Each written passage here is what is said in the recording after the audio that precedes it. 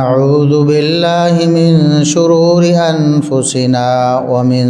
سيئات أعمالنا من يهده الله فلا مضل له ومن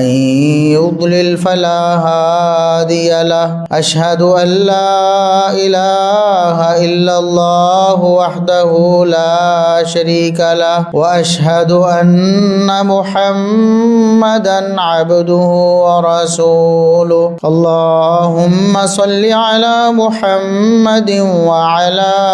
آل محمد كما صليت على إبراهيم وعلى آل إبراهيم إنك حميد مجيد اللهم بارك على محمد وعلى آل محمد كما باركت على إبراهيم وعلى آل إبراهيم إنك حميد مجيد أما بعد فيا أيها الناس ألا إن خير الحديث كتاب الله وخير الهدي هدي محمد صلى الله عليه وسلم وشر الأمور محدثاتها وكل محدثة بدعة وكل بدعة ضلالة أعوذ بالله السميع العليم من الشيطان الرجيم من همزه ونفخه ونفثه بسم الله الرحمن الرحيم لا يستوي القاعدون من المؤمنين غير أولي الضرر والمجاهدون في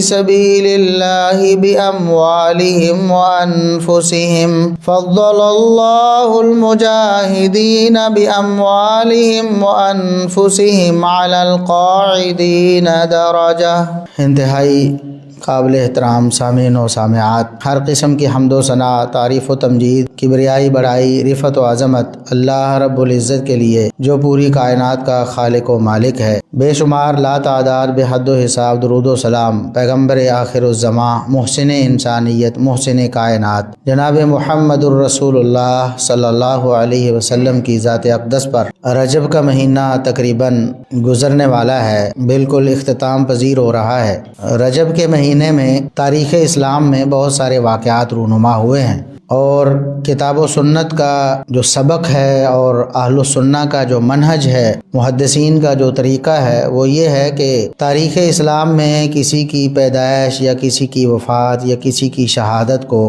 کوئی دینی، مذہبی اور کوئی روحانی مقام اس طرح حاصل نہیں کہ اس کو ہر سال ذکر کیا جائے، خصوصیت کے ساتھ اس کو منایا جائے، حتیٰ کہ انبیاء علیہم السلام جو کہ اس پوری کائنات میں سب سے بڑھ کر اللہ کو محبوب ہستیاں ہیں، اللہ کے چنیدہ اور برگزیدہ ہیں، اللہ رب العزت کے محبوب بندے ہیں، سب سے اعلیٰ و بالا ہیں، ان کی بھی تاریخ پیدائش اور وفات کو دین کے ساتھ منسلک نہیں کیا گیا، ورنہ محمد الرسول اللہ صلی اللہ علیہ وسلم جو سارے نبیوں اور رسولوں کے امام ہیں، خاتم النبیین والمرسلین ہیں،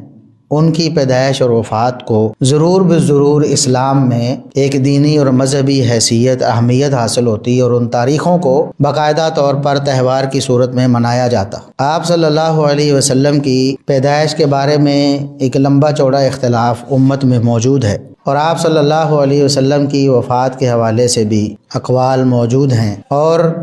دین اسلام کا کوئی ایسا سبق، کوئی ایسا قاعدہ، کوئی ایسا کلیہ، کوئی ایسی عبادت نہیں ہے جس کا آپ صلی اللہ علیہ وسلم کی پیدائش یا وفات کے ساتھ تعلق ہو۔ ہمارے تہواروں کا تعلق بھی نبی کریم صلی اللہ علیہ وسلم کی پیدائش اور وفات سے نہیں۔ عید الفطر اور عید الاضحیٰ دو تہوار ہیں، وہ اسلامی تاریخوں کے حوالے سے متعین ہیں، ایک یکم شوال کو اور دوسری 10 ذی الحجہ کو۔ اس میں کوئی رد و بدل نہیں اور امت کا کوئی اختلاف نہیں، کیونکہ یہ دن اللہ رب العزت نے بنائے تھے باقاعدہ منانے کے لیے۔ اگر رسول اکرم صلی اللہ علیہ وسلم کی تاریخ پیدائش و وفات بھی ایسی ہوتی تو امت میں قطعاً اختلاف نہ ہوتا، کیونکہ شروع سے منائی جا رہی ہوتی۔ آج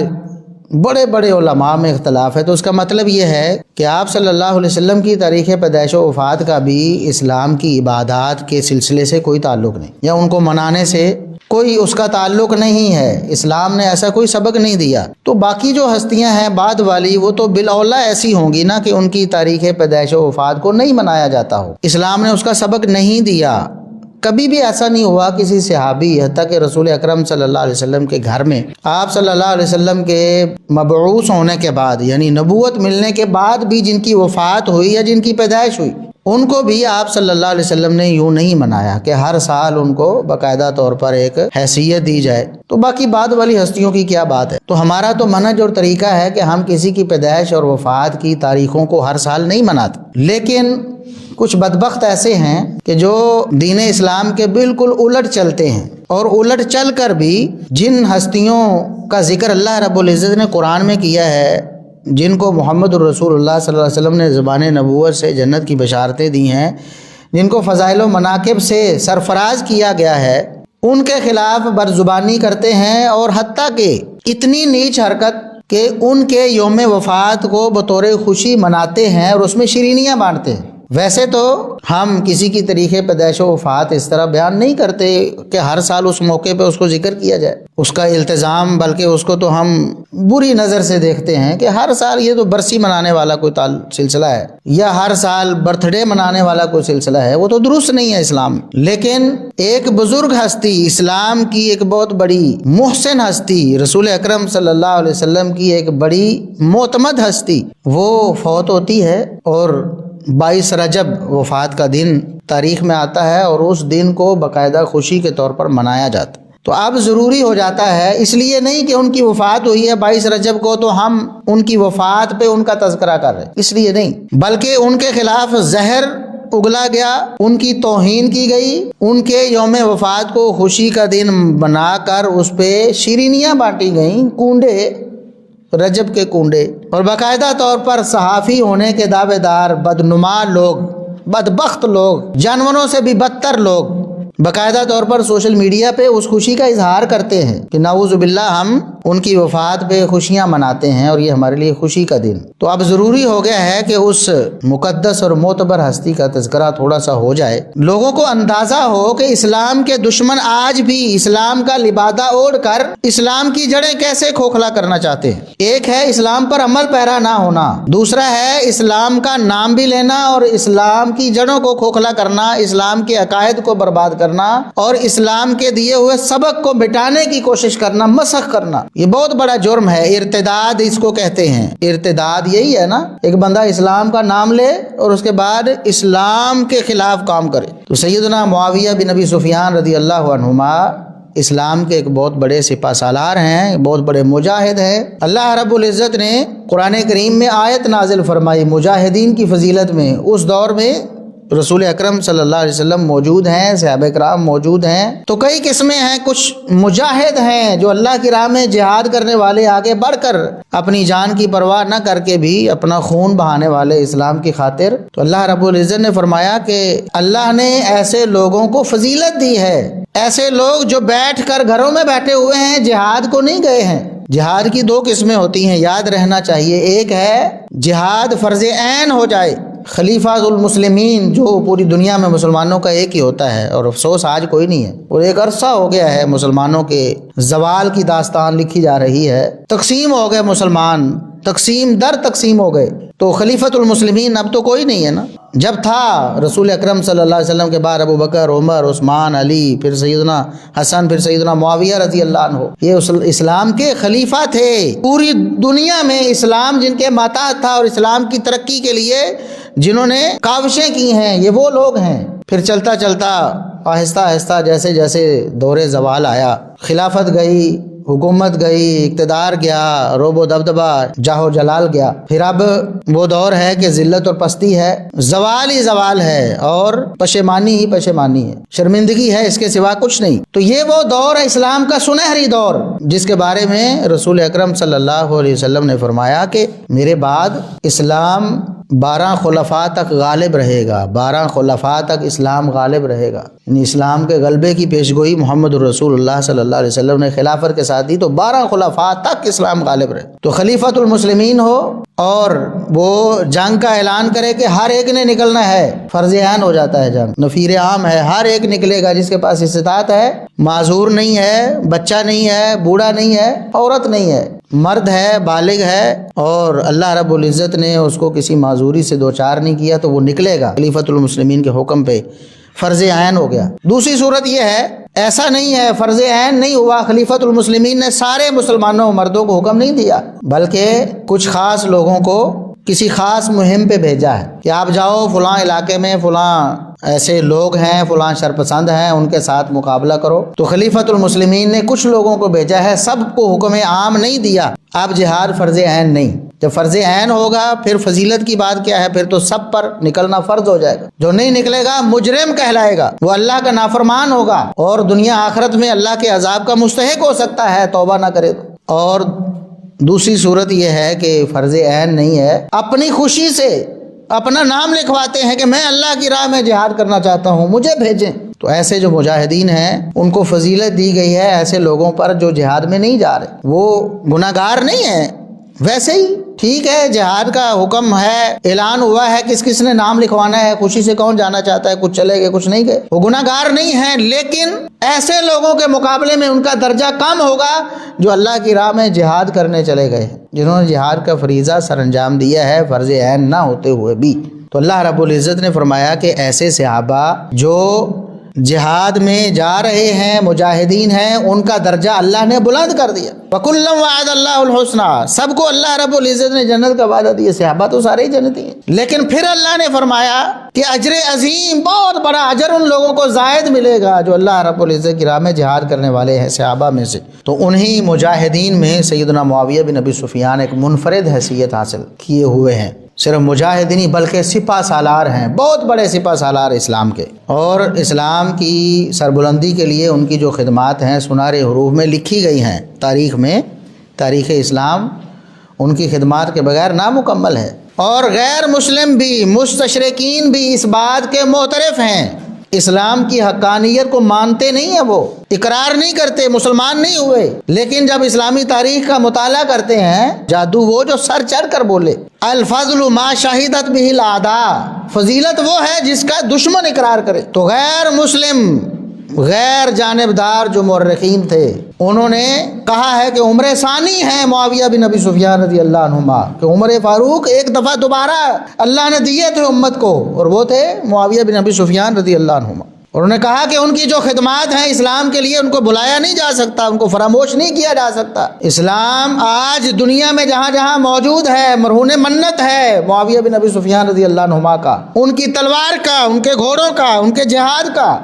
ان کی شجاعت کا، ان کی بہادری کا۔ اسلام دشمن آج بھی تلملا رہے ہیں، وہ عمر ابن خطاب سے بھی روتے ہیں، وہ ابو بکر صدیق رضی اللہ عنہ سے بھی سڑتے اور جلتے ہیں، وہ عثمان ذو النورین سے بھی جلتے ہیں، وہ معاویہ بن ابی سفیان رضی اللہ عنہما سے بھی جلتے ہیں۔ کیوں؟ اس لیے کہ اسلام کی بنیادوں میں ان لوگوں کا خون شامل ہے، انہوں نے اپنے خون سے اسلام کی آبیاری کی اور اسلام کو ایک تناور درخت بنا دیا، جس کو اس وقت بھی ان منافقوں کے جو بڑے تھے وہ ختم کرنے کے درپے تھے، لیکن کامیاب نہیں ہو سکے۔ آج یہ منافق اسلام سے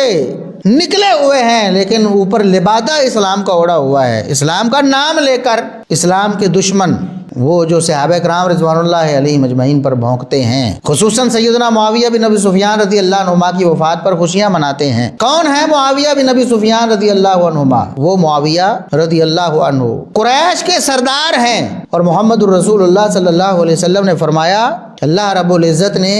جو سردار دور جاہلیت میں اسلام قبول کرنے سے پہلے دور جاہلیت میں کفر کے سردار تھے، اسلام لائے ہیں تو اللہ نے اسلام میں بھی ان کو سردار بنا دیا۔ خیارہم فی الجاہلیت خیارہم فی الاسلام، کہ دور جاہلیت میں، دور کفر میں اپنے کفر کے سردار تھے، اسلام لانے کے بعد وہ اسلام کے سردار ہیں، اور پھر رسول اکرم صلی اللہ علیہ وسلم نے ان کو سپہ سالار بنایا ہے۔ اور صرف یہی نہیں بلکہ آپ صلی اللہ علیہ وسلم نے اپنی زبان نبوت سے، اللہ رب العزت کی وحی سے، اپنے دنیا سے جانے کے بعد ان کے جو کارنامے ہونے والے تھے ان کی بھی بشارتیں سنائی ہیں۔ فرمایا اول جیش من امتی یغزون البحر قد اوجبوا، غزوہ بحر کرنے والا وہ لشکر میری امت کا عظیم الشان لشکر، میں آج یہ کہتا ہوں، زبان نبوت سے اعلان کرتا ہوں، انہوں نے اپنی جنت اللہ سے الاٹ کروا لی ہے، وہ پکے جنتی ہیں، اللہ نے ان کے لیے جنت لکھ دی ہے۔ حالانکہ غزوہ بحر کا جو مارکہ ہے وہ رسول اکرم صلی اللہ علیہ وسلم کی حیات مبارکہ کے بعد سیدنا ابو بکر صدیق رضی اللہ عنہ کے دور کے بعد سیدنا عثمان رضی اللہ عنہ کے دور میں پیش آیا۔ اس وقت رسول اکرم صلی اللہ علیہ وسلم نے بشارتیں دی ہیں اور آپ صلی اللہ علیہ وسلم نے دعائیں کی ہیں ان کے لیے، اللہم علم معاویۃ الکتاب والحساب وقہ العذاب، اللہ نے کتاب یعنی وحی کا علم دے، کتاب و سنت کا، قرآن و سنت کا، اور حساب یعنی معیشت کا امام بنا دے۔ اور دنیا مانی ہے کہ معاویہ بن ابی سفیان رضی اللہ عنہ معیشت کے امام تھے، اسلام کی معیشت کو انہوں نے ایسے کھڑا کیا، صدیوں تک اس کا اثر اسلام کی بنیادوں میں موجود رہا، صدیوں تک۔ سیدنا معاویہ بن ابی سفیان رضی اللہ عنہ کا 20 سالہ دور خلافت، دور حکومت، شاندار دور خلافت، شاندار دور حکومت، سارے فتنوں کو کچل دیا گیا، خوارج کے بچے کھچے، جو سرگنے اور گروہ کے افراد تھے سب کو کچلا گیا، اسلام کے خلاف باہر سے آنے والی سازشوں کو بھی ختم کر دیا گیا، اندروں سے اٹھنے والی سازشوں کو بھی ختم کر دیا۔ اس طرح کے جو منافق تھے، جو وقتاً فوقتاً اسلام کے خلاف کچھ نہ کچھ کرتے رہتے تھے، ان کو ملیا میٹ کر دیا۔ آج اسی لیے یہ روتے پیٹتے ہیں کہ ہمارے بزرگ اس وقت جو منافق تھے ان کے ساتھ سیدنا معاویہ رضی اللہ عنہ نے اچھا نہیں کیا، آج اسی لیے روتے پیٹتے ہیں، کہتے ہیں انہوں نے بڑی قتل و غارت کن کی نام تو لینا ان کے، کون تھے وہ، کارنامے بتائیں ان کے کہ وہ کیا کرتے تھے۔ پھر بعد میں کہتے ہیں، کبھی کہتے ہیں جی انہوں نے تو پھر اپنے دور میں کچھ کیا ہی نہیں، کہتے ہیں عثمان رضی اللہ عنہ کے جو قاتل تھے ان کو کیوں نہیں قتل کیا، جب قتل کیا ہے تو کہتے ہیں، روتے ہیں جی وہ ان لوگوں کو قتل کر دیا، بھی قتل ہی کرنا تھا، جو شورش کرنے والے اسلام کے خلاف، اسلام کے نظام کے خلاف، تو ان کو اور کیا کرنا تھا، جو اسلام کی بنیادوں کو ہلانے والے تھے سیدنا معاویہ رضی اللہ عنہ نے ان کو ملیا میٹ کر دی۔ اسی لیے اللہ کے رسول صلی اللہ علیہ وسلم کی وہ بشارتیں صادق آئی ہیں سیدنا معاویہ رضی اللہ عنہ پر۔ تو سیدنا معاویہ رضی اللہ عنہ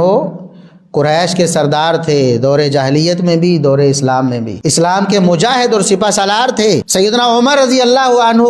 ان کے پورے دور میں اور سیدنا عثمان رضی اللہ عنہ کے دور میں، پورے دور میں پورے شام کے حکمران اور گورنر تھے سیدنا معاویہ رضی اللہ عنہ، اور مثالی نظام قائم کیا انہوں نے اپنے پورے علاقے میں جہاں تک ان کی اس وقت حکومت تھی۔ اور بعد میں جب سیدنا حسن رضی اللہ عنہ جو نواسہ رسول ہیں، جب انہوں نے ان کو خلیفۃ المسلمین بنا دیا،